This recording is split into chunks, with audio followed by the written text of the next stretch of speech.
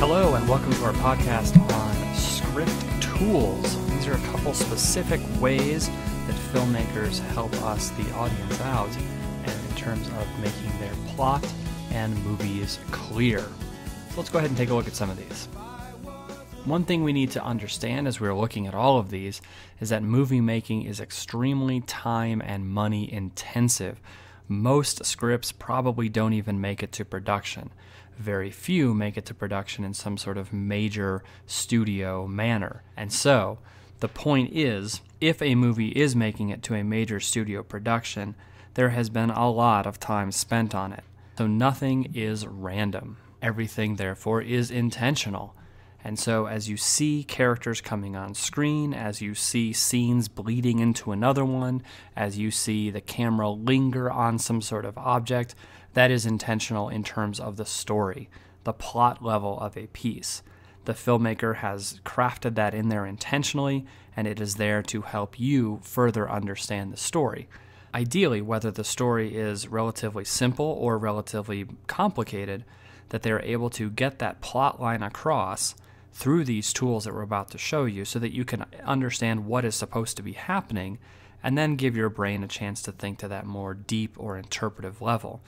Because again, everyone has a story to tell. That's their comment on life. That is their revelation of the text's theme. That is what the author is trying to say about humanity. And if the audience can't follow just the plot, there's no way that the audience is going to get that deeper meaning. And so just to remind us that plot needs some sort of cause and effect structure to get the story going. If there isn't, then there'd be no story to tell. A handy phrase that we could use to help remind us of what the plot is this one that follows. Somebody wanted, but so. And so what does that mean? Let's fill in some of those blanks. If we look at an example from Batman, we could maybe fill in those blanks with, the bad guy wanted to take over the world, but Batman wanted to stop him, so Batman and the bad guy fought over the right to take over the world. You can see the motivation, the cause and effect that links that whole movie together. If the audience can then follow that because they have used these following tools clearly, then we have a good chance that the audience would be able to figure out what the author is actually saying about life in general, a little bit more than just two people fighting. So let's look at these tools one at a time. The first one is that every plot needs to have the idea of a time crunch. If there is no pressure to move forward, why would the characters care? And so the format of the time crunch often comes in deadlines or appointments, and these help build intensity. So we hear certain things that something is due at this point, something must be done before something, and so the audience knows that is why characters are doing this, this is why the story is moving forward. For example, Episode 4 of Star Wars, the original Star Wars, toward the very end, we have the Rebel base out there in the middle of space. We have the Death Star approaching it. And so the time crunch is this. The Rebel attack force must be able to destroy the Death Star before the Death Star comes around and is able to blow up the Rebel base. If they don't, the Death Star then destroys the Rebel base and the entire series is done. And so a lot of intensity is built as we continue to see this map. We see the Death Star moving around the planet. It's about to have the base in its sight. All the while, Luke Skywalker and his fellow Sky Fighters are out there trying to launch some silly torpedo down a silly tube and blow up the Death Star. If they do that first, yay, the Rebels win. If they don't, the series is over. We don't get a 6-parter, we get 4. Another example is from The Hangover. The friends are all in Vegas, they're doing whatever they're doing, all the while as crazier things are revealed, mishaps, chaos, mistakes, crazy people jumping out of trunks, all of those add to the idea that they need to find Doug. The whole reason they were in Vegas was to help Doug have a great last night before his wedding. And if they don't find Doug before the wedding, there's a problem. And so that time crunch adds intensity to the entire plot. That as more crazy things are revealed, we, the audience, wonder, wow, will they find Doug? Will they figure out where this guy is? And if they don't do it before Friday afternoon or whatever the end of that movie was, the whole thing's kind of a waste. And so that helps move the plot along. The next big script tool that authors are going to use is the idea of the rule of three.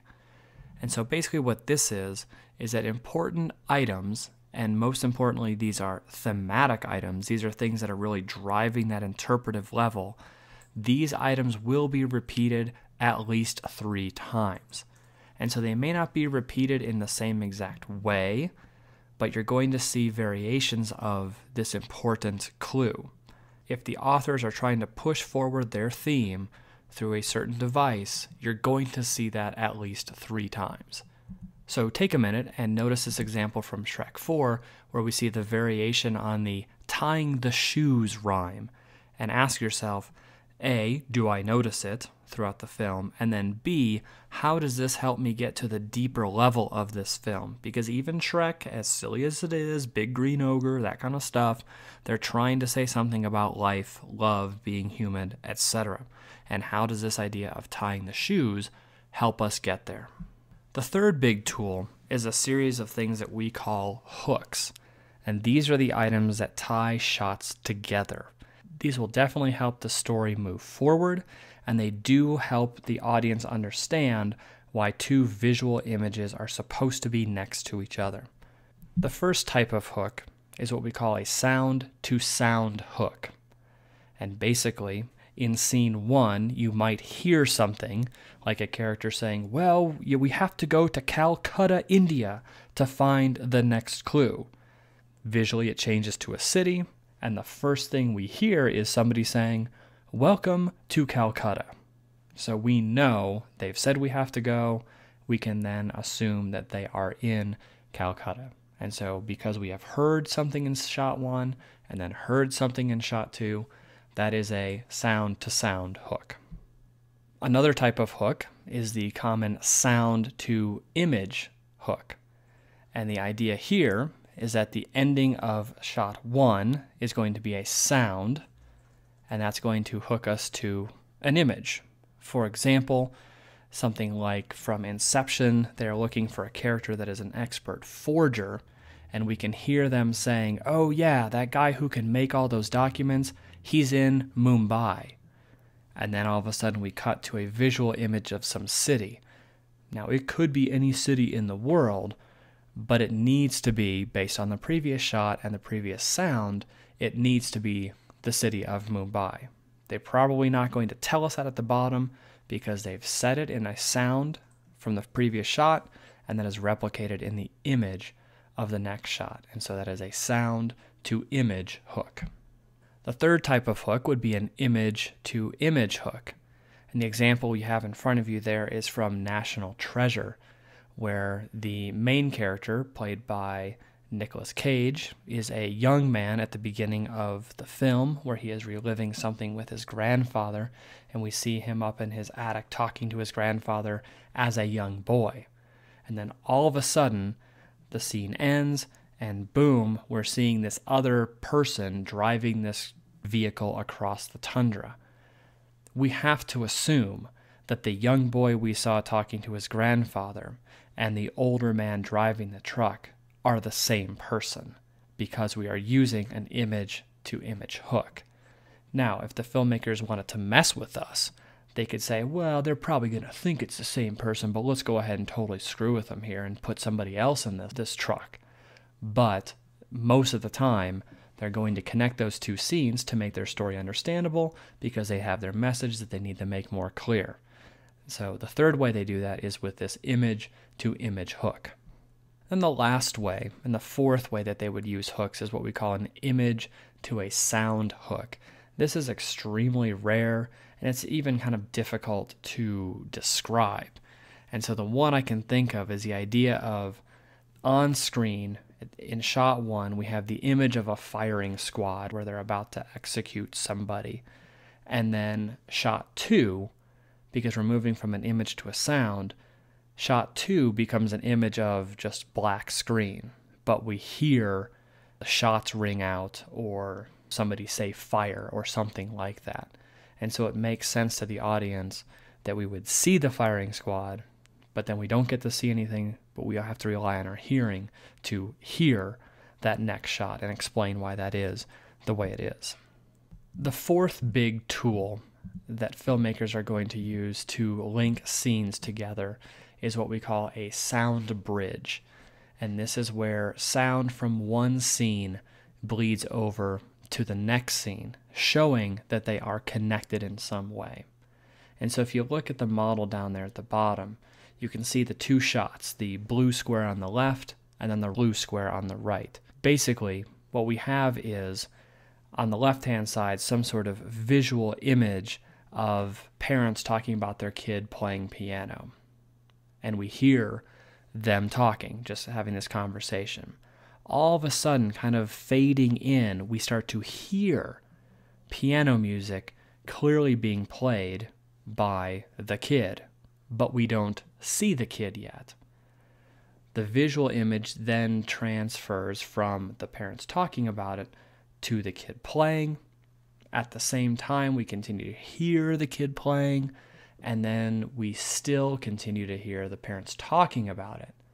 And then to make this that true sound bridge, the parents' voices of their conversation fade away, and now the visual image of the kid playing and the sound of the kid playing are the only thing on screen.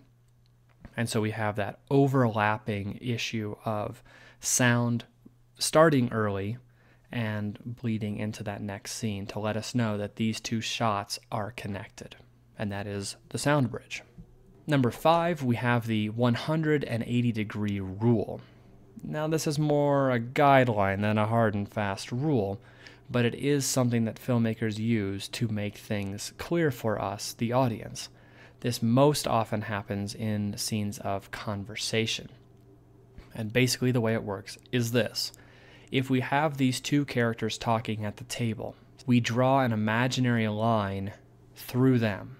Basically, any cameras need to be on the same side of that line. Camera 1 might be a master shot that can capture both people at the table, see both of them on the frame.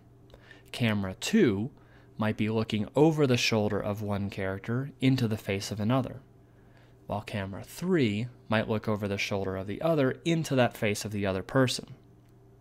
This allows the audience to have that frame of reference to truly understand that these two people are at a table having a conversation. The effect of this, if this rule is employed correctly, is that the character who is on the left of the table always stays on the left of the screen, and the character who is on the right of the table always stays on the right of the screen. If this rule is broken, though, and a camera is moved beyond this imaginary line, then on your screen, the two characters seemingly switched places. And maybe they did. Maybe they were playing musical chairs. Maybe they were playing some other crazy game where they change places. But if we are not privy to seeing that, then it doesn't make any sense and it has the potential to cause confusion. So the idea of the 180-degree rule is that all cameras must be on one side of this kind of horizon line. The cameras cannot move behind them and reveal other parts of the scene. So in sum, plots must progress. There must be something that moves this cause and effect chain forward. And if that is a successful operation, then the audience has a better chance to understand the plot and then has a better chance to move to that interpretive level to figure out what the author is saying about life in general through this particular story. And the 5 tools that filmmakers often use are the time crunch, the rule of 3, hooks, the sound bridge, and then finally the 180-degree rule. If all of these tools are in play, then plots move forward, they are understandable by the audience, and that gives us all a better chance to understand what the story is so that we can move to that interpretive level of what the author is trying to say about life, about humanity, in terms of what his or her theme is in this text. So that's about it. As always, if you have any questions, please bring those in. Please bring in your notes, and we will start applying this in class tomorrow. Thanks a lot, and we'll see you soon.